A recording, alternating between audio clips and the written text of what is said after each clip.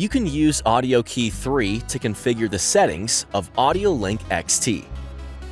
The settings you change here will become the default settings every time you use AudioLink XT. Select Connectivity options from the menu. Select AudioLink XT. Tap Configure, and follow the instructions shown on the screen. Put AudioLink XT into configuration mode by pressing Volume Plus and the main button at the same time for approximately 2 seconds. Tap Next.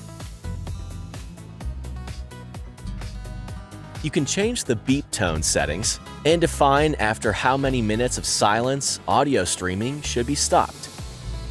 Tap Save to save the settings.